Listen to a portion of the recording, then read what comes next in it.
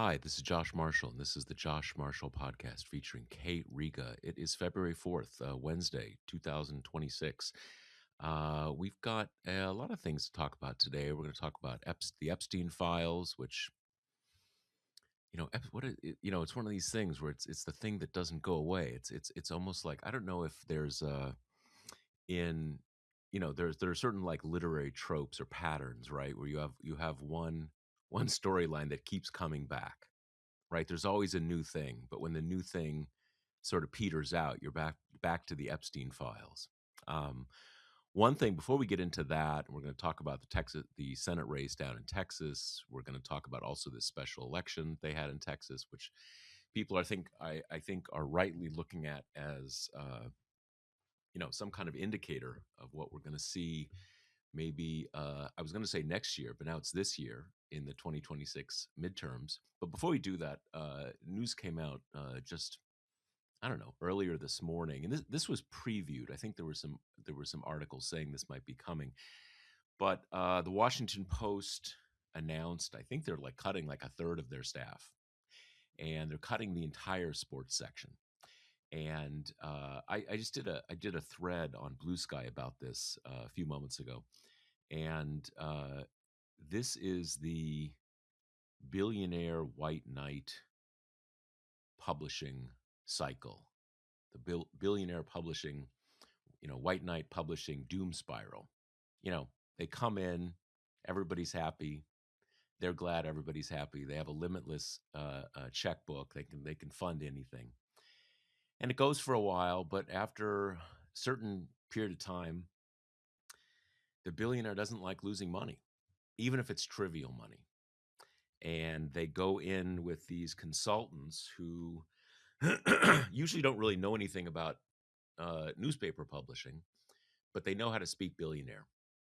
And they sell the boss on efficiencies and innovation and publishing for the underserved middle, not partisans, not Democrats. Even though in our in our universe, it is at least not Republicans or MAGA Republicans who read newspapers, traditional news sources.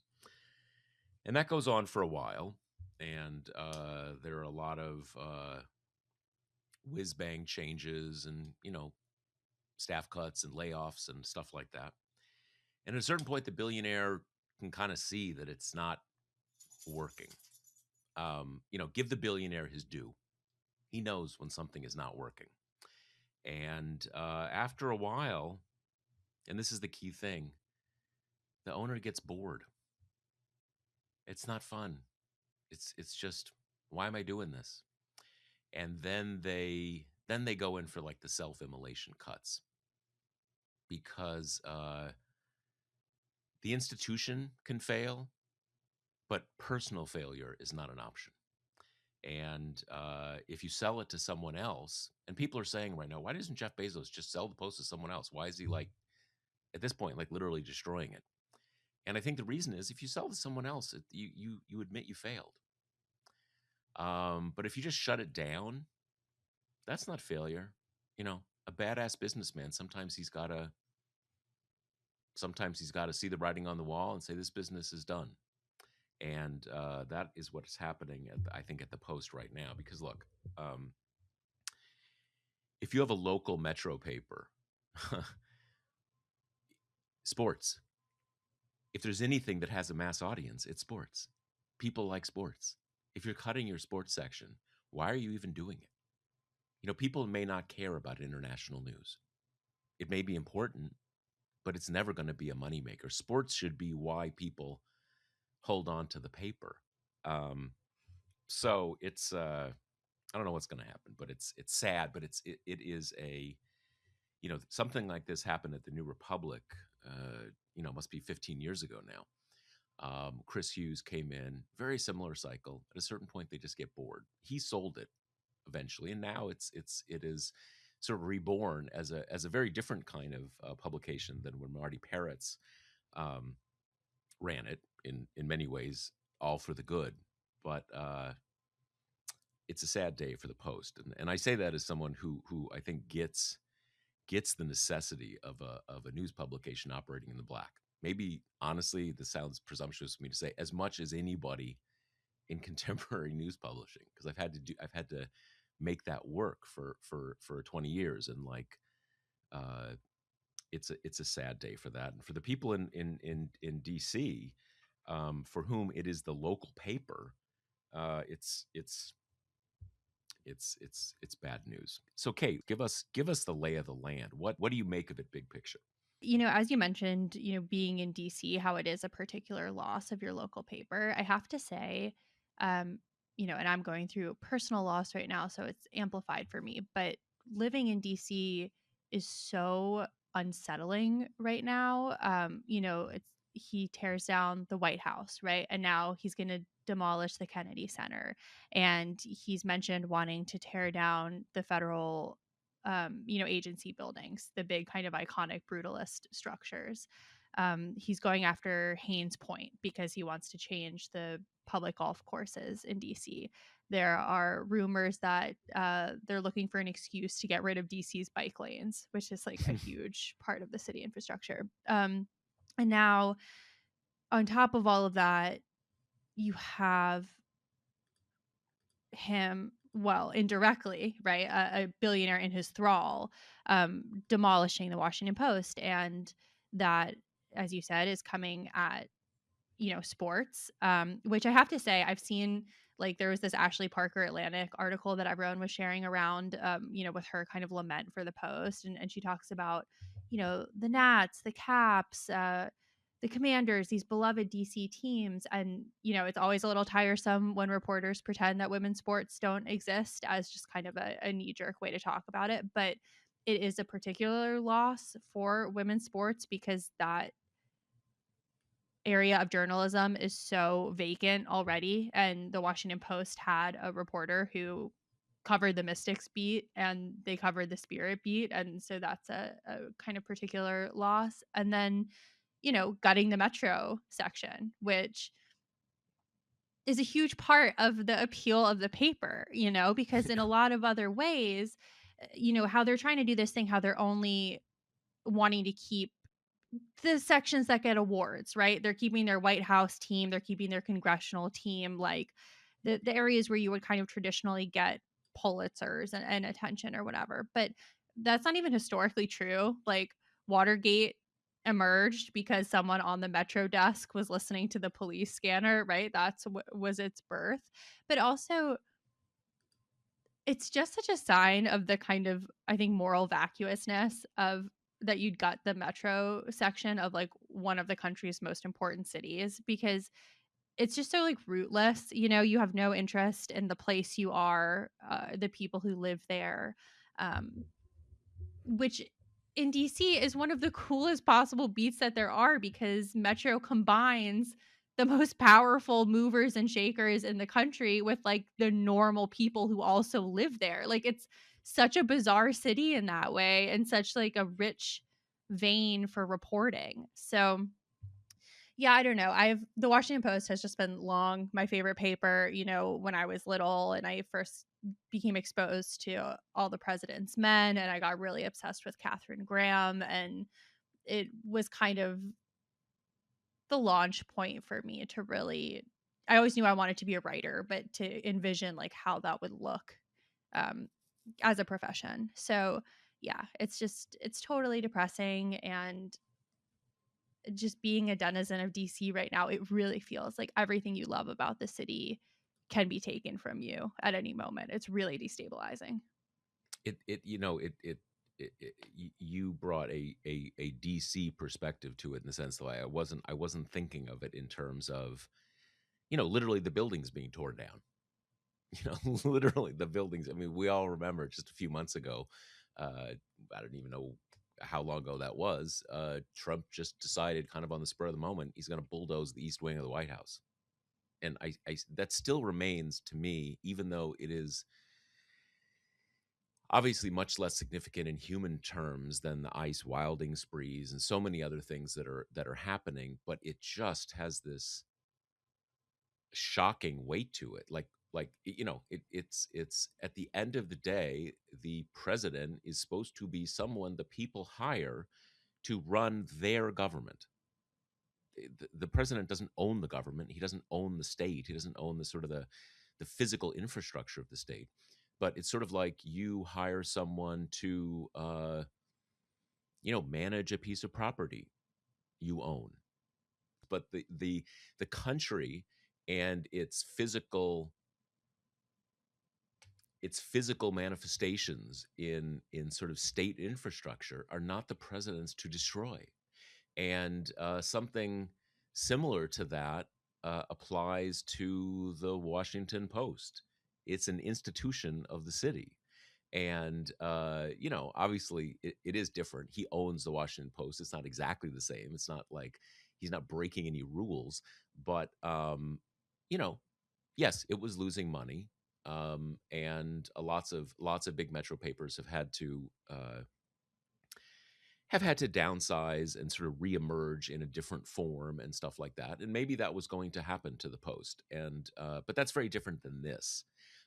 You could have a smaller version of the Post that and I'm not really sure it had to be much smaller. You've got other big papers, although we have seen this in other big cities. The LA Times is Los Angeles, and the LA Times is a good example of that. But this is really him, just he's bored, and he's kind of acting out now because he's bored. And it is a funny thing with sports that is sort of the example. You could see it, there would at least be a logic in publishing terms by saying we can't do international anymore. The Times is going, we're going to leave that to the Times. We're going to leave that to papers abroad. We're going to leave that to the Wall Street Journal. There is a logic to that. Other people do that. There's no one else who there's no other. I mean, there's the Washington. There's a couple other things, but there's no other Washington D.C. paper. So there's no other local paper. So if you're not going to do sports, why are you even doing it? And that is the thing that really tells the story here. If you're getting rid of the sports section, it's because you don't want the paper to exist anymore, and you're And, kind of acting out. and in classic form, the leadership has blamed the journalists for, the nosedive in subscriptions and the kind of hemorrhaging of money. But the nosedive in subscriptions can be traced really neatly to the spiking of the Kamala Harris endorsement, right? I mean, it's just they're stripping away everything that makes the Washington Post unique and interesting, and then using that to justify slashing it out of existence. Creating a more boring, kind of readily available product, and then saying, it's weird, people don't want to pay for this anymore. But Yeah, I guess it never was going to work anyway, so I'm going to shut it down.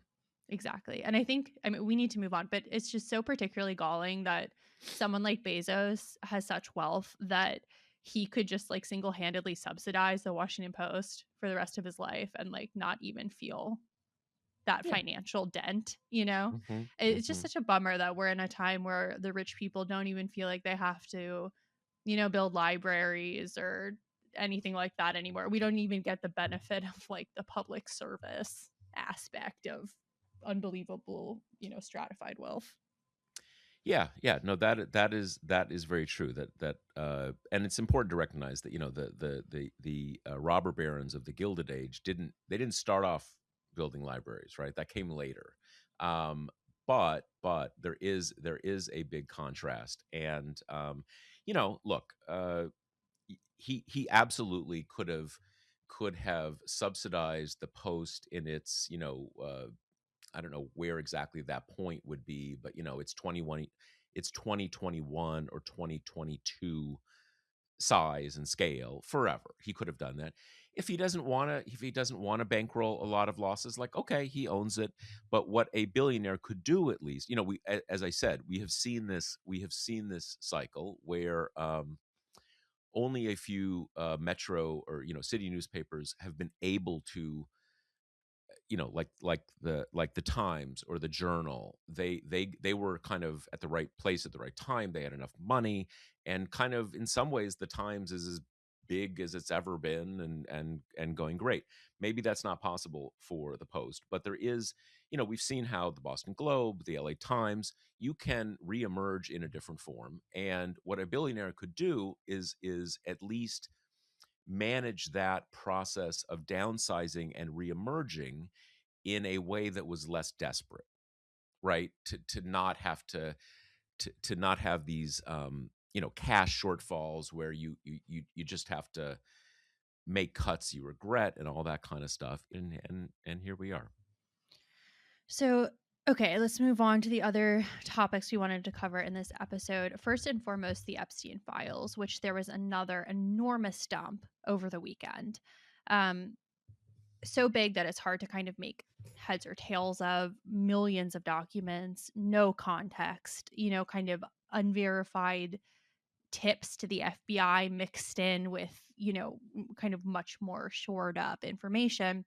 And the way I experience this anyway is all the most, salacious is not the right word because it almost makes it sound like fun. And Mm-hmm. this stuff is just horrifying. But Mm-hmm. there were a bunch of unverified kind of tips to the FBI about Trump. And that involved accusations of Trump, sexually abusing victims, including children. They haven't really been reprinted anywhere because what do you do with that information? It's unsubstantiated. There's no context in there about whether the FBI followed up on this, what level of effort was kind of put in to corroborate them, if we even know the identities of like who provided the tips, So it's just an enormous mess. And then otherwise, I think the big kind of quote unquote revelation from this tranche is basically that there are all kinds of people who said, I wasn't close to him. I didn't go to the island. I was at crowded parties of luminaries that he was at, but that is the extent of it. And then the emails come out and you're like, oh no, they're good pals, right? And that's kind of the story for a whole bunch of these high powered men in different fields, including the guy who owns the Giants and, uh, a wide slate of them. Yeah, in some ways, just in the most cynical sense, this was probably a good way. I mean, I'm still a little unclear how much they're holding back. Obviously, a lot is redacted, but to the extent that you are trying to manage this on the, on the Trump side, you just kind of like, let's put everything out at once, and it'll be hard to focus on any one thing. And certainly, from a press management point of view, you don't want to have like, you know, one new. It's hard even to say unsubstantiated because I mean these uh, a lot of these, just for our listeners, are, someone came in and talked to the FBI and they said Trump did this, Trump did that. Now that that's just someone saying something, right?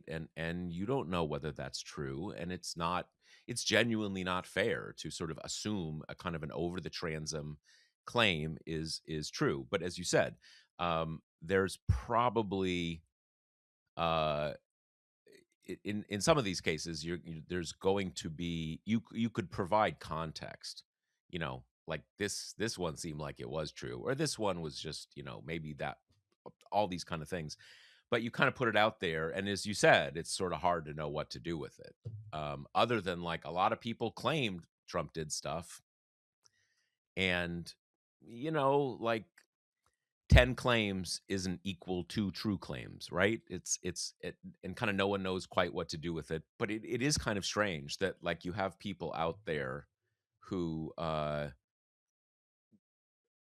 why didn't they at least kind of try to get out ahead of this, right?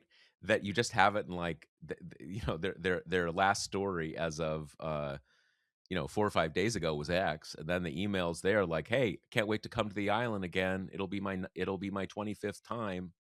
And you're like, Okay, did you remember that email?" I mean, that Yeah, part is just weird, let alone what totally. it might represent.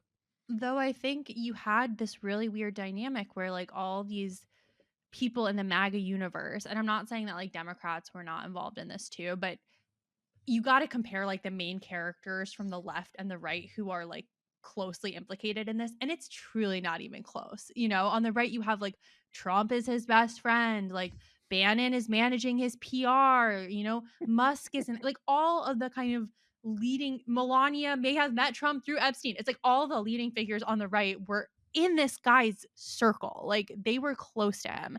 And then kind of the best they can usually do on the left is like Larry Summers, or like a woman who was like a counsel under Obama or something. It's Yeah, just like, yeah. it's really not, and you can tell they were banking a lot on Bill Clinton of like having more interaction than it seems so far that he had. But and this also goes back to that old thing of them thinking like Democrats would like take all these measures to protect Bill Clinton. And it's just like, yeah, I would let Bill Clinton die in front of me. It's like, I don't know what great bond we're supposed to have with And someone who's like an even explicitly bad even person. for even for like, older Democrats who may still have some fondness for Bill Clinton, they just don't care. Like Yeah. like there, Bill Clinton has been out of office for 25 years. People don't think, that's a long time, right? That's like what people thought of FDR in 1970, right? It's a long time ago. And the other thing that occurred to me there is that what has happened in the last decade or so is that the billionaire class has moved hard to the right. So people, Alan Dershowitz, 25 years ago, Alan Dershowitz was sort of, was seen as a sort of an avatar of, I don't know whether all those look funny stories about him or Nantucket or Martha's Vineyard, but, Harvard law professor, Summers in Martha's Vineyard, the elite of the elite. Well, now he's MAGA. I mean, not say he's MAGA, but it's also that it is more one-sided now because he was part Epstein played in the billionaire world, and uh, the billionaire world is now increasingly coterminous with MAGA, and even a lot of the you know my kind of global take on Epstein is that he was a social climber. That was really fundamentally what he was. I mean, also a pedophile, but what he was trying to accomplish was bringing all of these people with a lot of cultural clout into his orbit. And one of the ways he did that very aggressively was to find, professors and scholars and stuff like that. And but a lot of the people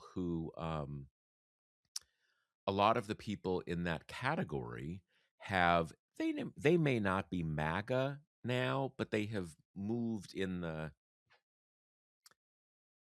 sort of the Barry Weiss free press kind of direction, right? So even they are not kind of what they would have been 10, 20 years ago. I'm curious what is your sense of how this has landed in in a political sense for Trump with all this stuff set aside? We know a lot of it is uh you know claims that maybe we don't know whether they were true, verified, but just through a political prism, what is the how is this landed with Trump in terms of that part of the story?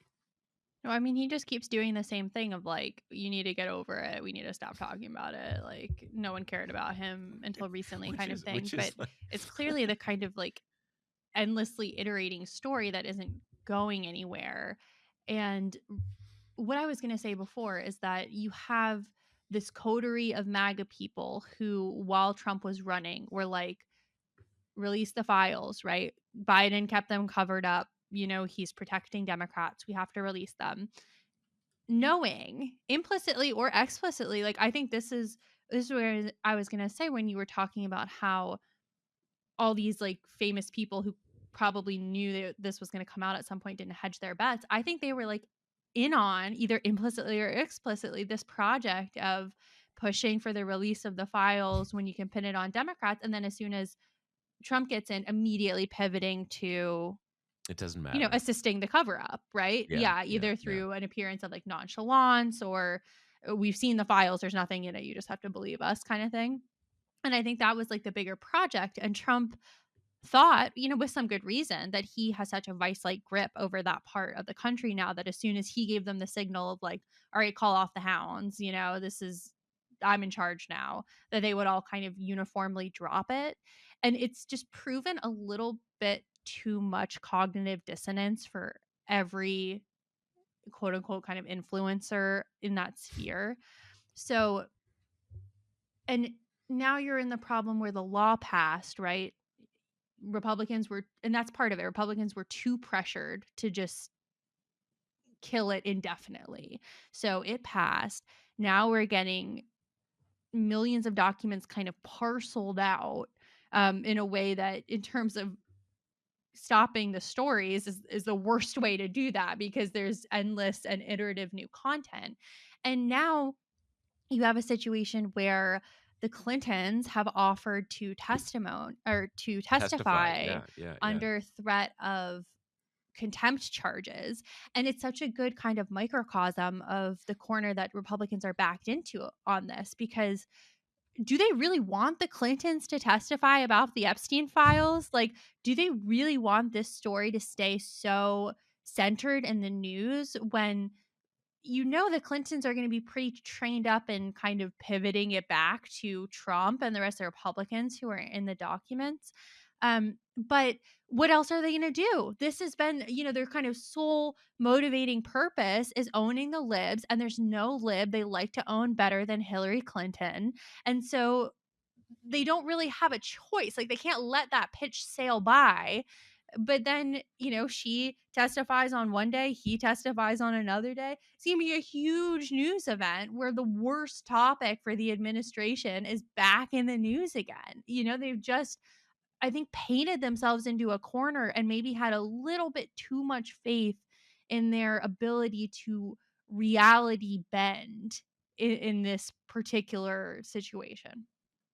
Yeah, no, look, there's I mean, I will give Bill Clinton credit in the sense that he's not saying, "Oh, I don't have to testify." He's like, "Yep, let's do it. Great." You know, and Hillary even more. And to your point, I mean, look, whatever you think about Bill Clinton, he can talk. He can talk. He knows how to own a camera. And I think we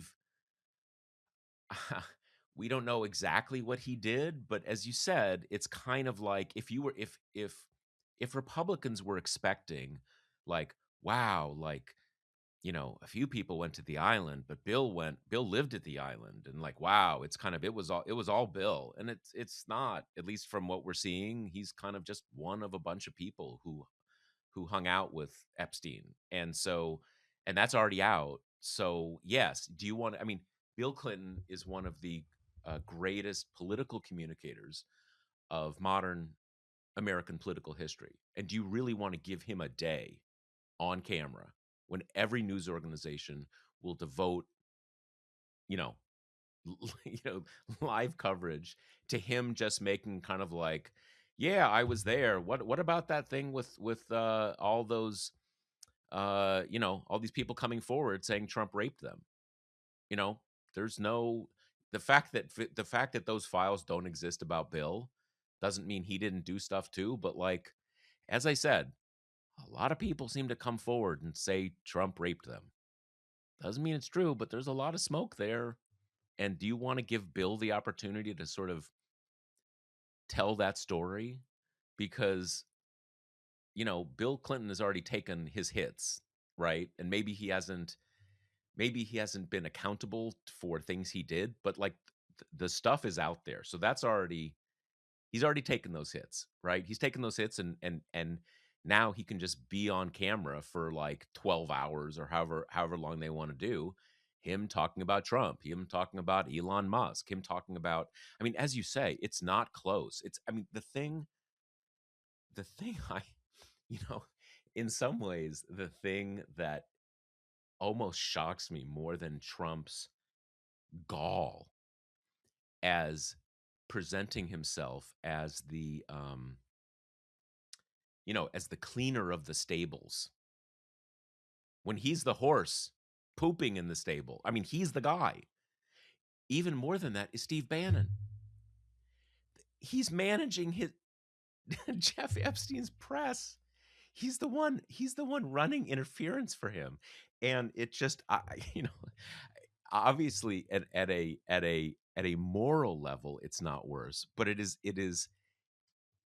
takes my breath away more. That like, wow, you're the guy painting this picture about the global elites and pedophilia, and you were like literally trying to do crisis communications for that guy. And I almost have to admire the gall. Like, what? How could that be? It's so shocking. It's like, and how could you think that wouldn't come out? And his story, I mean, for those who haven't followed this, kind of eddy of the Epstein story, his, as nearly as I can tell, his excuse, his explanation is, well, I was pretending to be Jeff's crisis communication guy. So he would give me the details and I could expose him. And you're like, okay, dude. Like that may work for like 20% of the MAGA base. Like, what the fuck are you talking about? I mean, it just the gall. I can't get past it. I just, it's not a story that I can see ever going away because it's got all the hallmarks of like the true crime inflected secret society elites getting away with, live under a different set of laws than the rest of us. There's like too much there. Hmm. um but I do think it's a little bit worth having a reckoning on the Democratic side with what has become the go-to kind of retort from the right with this, which is, well, why didn't this come out under Biden? There were 4 years. Why did they keep it a secret? Which has become, I think, a pretty useful tool in their arsenal to like turn back these charges. And the origins of it is so stupid. Like Democrats can't really come back and say like, oh, it's because, Merrick Garland wanted to follow the rules. So you're just kind of you're stuck saying nothing and that charge goes unrebutted and then it becomes a pretty powerful claim. And it does just shock me a little bit to see this stuff and to think about the fact that the Biden administration did know about it and was so intent on being a Boy Scout that they they are abdicating their duty as politicians. Like, you're a politician even if you find that unseemly. It's your job to win elections. And you had this damning information about your opponent. Like, quibble all we want about like, did Trump's actions raise to a criminal level? He was best friends with the most famous pedophile. That is election defining stuff. And they thought it was too, untoward to bring that up, maybe because it doesn't, I don't know, reach the level of an indictment, so we can't talk about it. Like, you are a politician.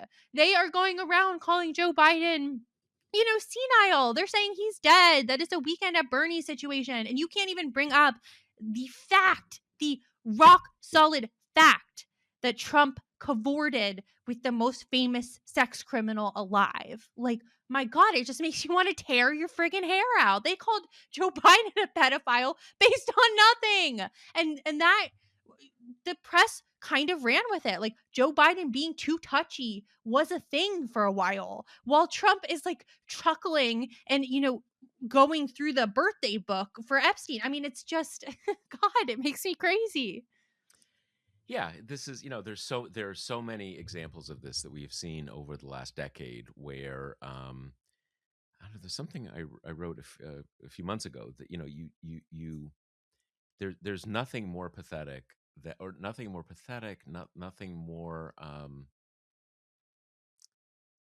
useless than being the enforcer and owner and glorifier of the norms of a dying regime, right? And there's so many examples of, we're gonna do it the right way. We're gonna go by the books. We're gonna do it how you would want society to work. And this is there's tons of stuff in the Department of Justice that is just there, and you don't just air that laundry. Uh, all the things we know. You get this information. It's raw information. You don't know what's true. It's not fair to just put it out there. Um, Whether or not, even if they, I mean, I guess one thing I don't even know the answer to, and I'm curious whether you have heard anything about this, is did they even know, in the sense of, I'm sure to the Justice Department people, they would say, this is a closed case. We weren't like going and looking what was there. There's no reason, as the Department of Justice, there's no reason to do that. So it's not even totally clear to me that they, knew what they were sitting on. Whether they should have known what they were sitting on, and even if you don't kind of break the rules slash norms, you can imagine a scenario where people in the Biden administration, say in, I don't know, early spring of 2024, said, you know, the files are there. If you MAGA guys think about it, here's a bill. We wrote a bill. This bill will take it out of the hands of Merrick Garland and just say, we're going to put all of this information out there. So let's do it. Are you ready? And that's an interesting scenario, right? And you could, I mean, I think that, I mean, to your point, I, I not only think, I know, because I know this world, that Democrats, even at the most cynical, Democrats knew, like, let's find out what Trump did. If it takes out a bunch of our people, whatever. Let's, let's do it. And either and imagine a scenario where this stuff comes out in, I don't know, you drop it in Kamala's first month on the campaign trail. That's going to be a lot, but I think we're at the point where, certainly in political terms, we can say, like, I guess either Trump's like really unlucky and a lot of different people accused him of stuff, or maybe it's what you'd expect. I mean, what would you expect from Jeff Epstein's best friend? Is he really not going to partake? Right? It's almost, it speaks for itself. Of course he would. Yeah. Of course he would. Okay, so to end the show, we're gonna talk about Texas a bit. And first, we'll do this. Talk about pulling my hair out. This spat that's happening on among the candidates for the Texas Senate Democrat primary. So what's happened here is basically this like political TikToker in Texas put up this video saying that James Talarico, one of the candidates for the seat, told her that he entered the race expecting to run against a mediocre black man in Colin Allred, and is ending up running against a formidable black woman in Jasmine Crockett. So just to be clear here, the TikToker doesn't have like a recording of the conversation or anything. She just put it up saying this is what happened.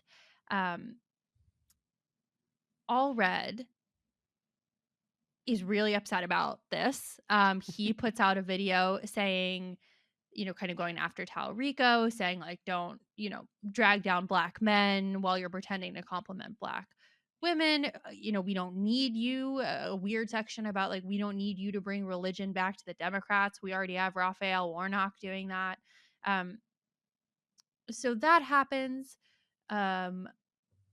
Crockett responds and kind of, I don't know, does a little bit of baby splitting where she's like, I love Colin Allred. He's a great man if he's mediocre or whatever. But then she also said to one of the local newspapers, like, she hasn't ever heard Talarico say anything kind of like, racist or untoward in her presence.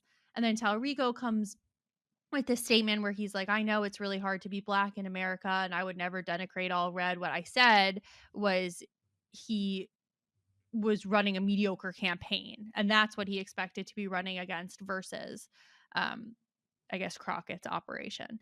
And okay, so there's no way to substantiate any of this. We have no idea what's true or what's not true. Um, it sounds kind of more plausible to me that Talarico would tell some fucking random TikToker about a mediocre campaign than calling someone mediocre themselves. And a mediocre black man is like very charged. Um, Yeah. but whatever, we don't know. What we do know is that this primary is in March, and now the two candidates on the Democratic side are having these, like, I don't know, racial justice like roundtables and talking about everybody's kind of race and relative worth, and like using this very, the kind of language that has been under constant, criticism since the last election of, Democrats are always kind of talking like they're, college sophomores learning about racial justice and how alienating that is and everything. Hmm. Hmm. And to me, it's just like, why are we doing this? Like, you're running for Senate in Texas. Like, Trump kicked ass in Texas last election. This is going to be a really, really hard race. And the only benefits you have are that things on the Republican side are extremely ugly, right? Like, you have Cornyn trying to stay alive for the general. And then you have Paxton, who is a fucking Looney Tune, who would be a gift to run against. Hmm. And you're like doing this, Oberlin seminar infighting shit. It's just Yeah. like, and, I've been talking with our editor, John Light, about this because I do think the question of like electability that came up around Jasmine Crockett is a difficult one in terms of how many times have we had this conversation, right? That like women and black women are unelectable from the get-go.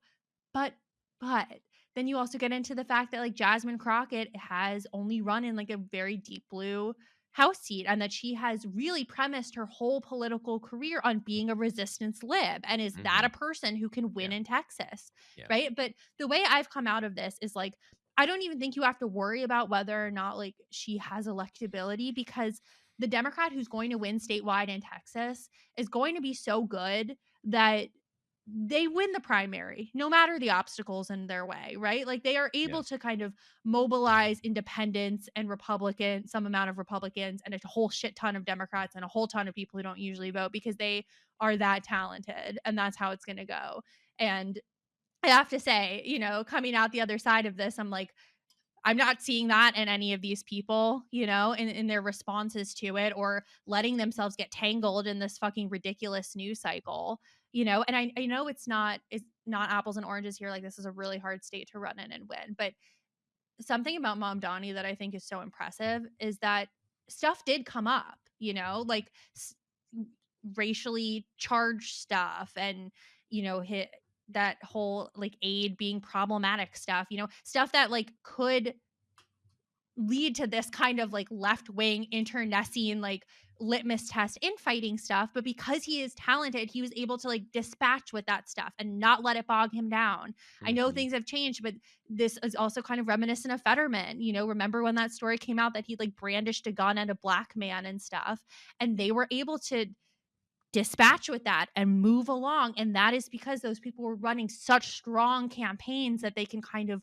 weather this particular kind of of bump. And here I'm just, I don't know. I don't know how you look at any of this interaction and their response and the way they're like not weathering it and read, yeah, that's a person who's well equipped to kind of pull off the biggest democratic victory in recent cycles. Yeah. Going back to the original influencer claim, I'm very obviously, I have no idea what he said. I don't know that much about him. I've generally been impressed with him. Just, he's been sort of in the mix for the last year, sort of, positioning himself for for this race. But as you said, that comment, it's there's it's just inflected a certain way. And I would say that any observer of Texas politics would say that all red, he's already run for it. He ran in the House. That was kind of a tired campaign. That campaign didn't seem like it had a lot of energy, a lot of, I mean, again, he's already tried, right? And Crockett has, I actually do think, you're not going to, uh, the person who the Republican who wins a Senate seat in California is not going to be someone coming out of like a super red district in California. That's not going to happen. It's going to be someone coming out of Los Angeles or San Francisco or blah blah blah blah blah. So it's very easy to imagine that what he said was something utterly uncontroversial. That he thought he was running against a kind of a tired campaign of someone who'd already run for it and lost, and now he's running against someone who's got a ton of energy and running a strong campaign. Like, okay, but you inflected a little, and this is why in the old days you don't have an influencer who you don't know what their motives, how, who knows, you don't let it kind of totally upend a campaign. So I do think the whole thing is unfortunate and very possibly just made up, just kind of the product of putting a little spin on the ball. And it's just obvious, like we need to be able to say the obvious. I mean, hopefully, but the other point too is, I do think there are certainly a lot of people that are sort of like, don't fuck this up for Tallarico. Like, who knows if he's going to win, but he's the one who can win. So why are you doing this to him? But that is, that is true to an extent, but it's always the case that, like, don't try too hard to protect the person you think is going to be golden in the general. Don't go too far. Think that you need to sort of like, put them in a sort of a bubble boy pillow suit during the primary, because if they've got the chops, they'll get through it, and we'll see. And Exactly. yeah, I mean, if Talarico is the guy, then this is something he should be able to dispense with. Like, this is what I'm saying before. And I'm not sure why he had this whole statement about, I know how hard it is to be black in America, blah, blah, blah. Why not just say, yeah, I would never fucking say that. Now on with my campaign. Like, it's just no offense to her, but it's a random TikToker. Like, you don't have to give her this much power. It's just, and the thing is, you need Texas, kind of. You at least need to make it competitive. You at least yeah. need to make Republicans spend defensively there. And so it's a really important race, Hmm. And it's just kind of frustrating to watch people treat it so, I don't know, cavalierly, The people who are the happiest watching this on School are Cornyn and Paxton. Like, you're running in Texas against a really unpopular president and candidates who have hitched themselves to him as closely as they possibly can. And then in Paxton in particular, you have all this kind of like state specific baggage, use that. And in Talrico, if you're the guy, and I have doubts about Crockett, but now I have doubts about him too. I'm like, come on, you're supposed to be a good athlete. So take the foul, take the friendly fire, whatever, and like pivot. Let's go. The primaries in Yeah. March. This news cycle has already been so many days long. It's just like malpractice.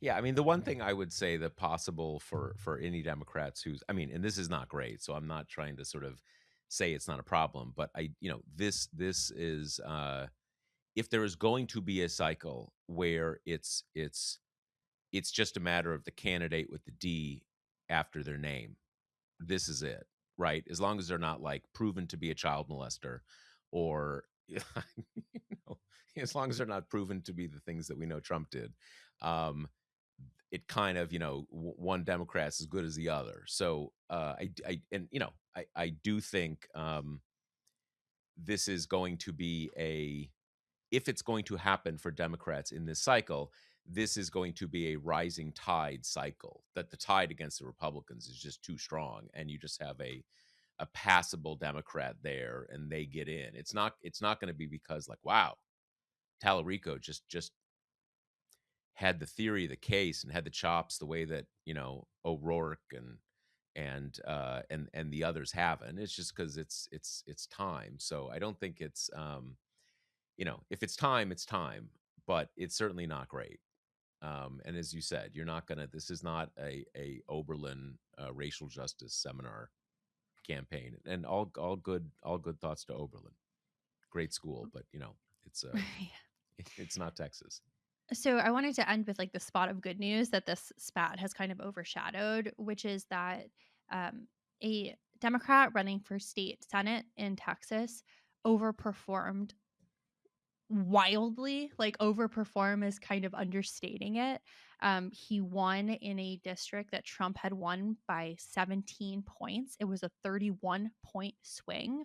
And this was not really on my radar that much, but it wasn't one of those, kind of Republicans got caught asleep at the wheel and the Democrat just kind of ran off with the victory. Like Republicans in the state, heavy hitters, had been worried about this race since there was an initial vote in November, and then this was the runoff, and the Democrat had come 3 points away from winning it outright, then not even going to the runoff. The lieutenant governor got really into it and was, talking about it a lot. The Republican had a ton of money from big groups, like way, way, way more money than the Democrat here. She was a serious, kind of quote unquote serious person for a MAGA Republican. She was, kind of key in these conservative school board takeovers, a long time conservative activist.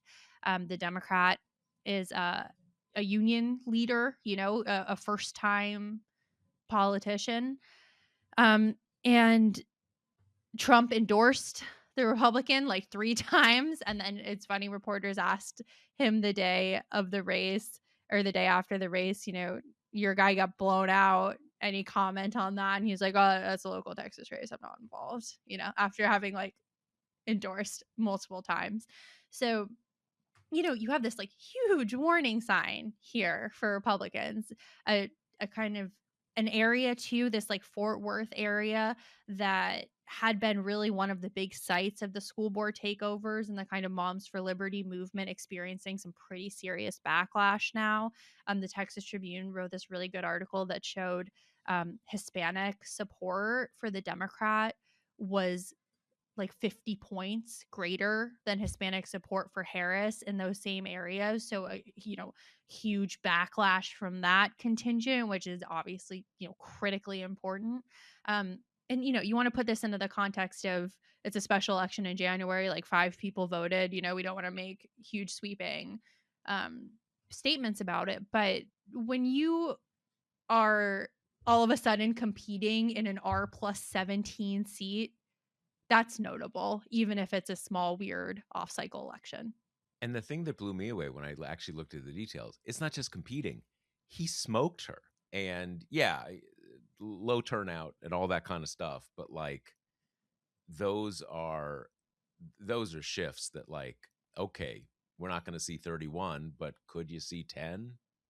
Like I think I saw one person run the numbers, and like if you had that shift, if that was sort of what happens in November, that the gerrymander would just be flooded, and not only would not only would the Republicans not net 5 seats, they'd like lose 4 seats. So you do have there's not going to be a 31-point swing, obviously, but could are they really going to pick up 5 seats? Maybe not. Maybe 2 seats. Maybe 3 seats. So it's funny that you have it's a weird liminal period that we are in because uh, these things we see the stuff like the ice wilding sprees. We see just the crazy levels of corruption under Trump. We see all these things, and a lot of the national conversation is still on, still somewhat at least in the kind of nothing matters mode. All right, like what the some prince in the United Arab Emirates, like gave Trump a few $100 million the day before he was inaugurated for his crypto company or whatever. And then you see these elections, and you're like, actually, things do matter. What is driving these like this massive backlash? And in some ways, it shows how the national press just when you have these kind of things on the other side, you have this drumbeat of wow, there's a building energy and all that kind of stuff, and you see some of that now about talking about Democrats in the coming campaign, but you do have this. You do frequently see a disjuncture between the sort of national press conversation about where we are, and then you see election results and you say like, okay, wow, Trump is super unpopular and it's really really hurting Republicans down ticket, even in cases that doesn't really have anything to do with national politics. The Texas Senate is not, he doesn't need the Texas Senate. um so yeah, this is a big election, and it's looking big for the Democrats, and I guess we're gonna find out in what 10 months. Still a while, but I guess one thing about that is it's hard to imagine Trump getting more popular. Pretty hard. So anyway, I guess we've covered the terrain Hmm. in today's episode. I want to say, like, we Kate and I talked about the situation at the Washington Post at the beginning of the episode, and a ton of people are just losing their jobs today, or they're in the process of losing their jobs. And I want to kind of, let's think about them, because that's a pretty devastating thing. You've got people who made their careers at the Post. That's Give them a thought, not just sort of the ongoing story of Jeff Bezos, and whether Washington D.C. is actually going to have a city newspaper anymore. It's crazy. It's crazy. Anyway, that is it for this week. Anything else we have, Kate? That's it. All right. Talk to you See you next next week. week.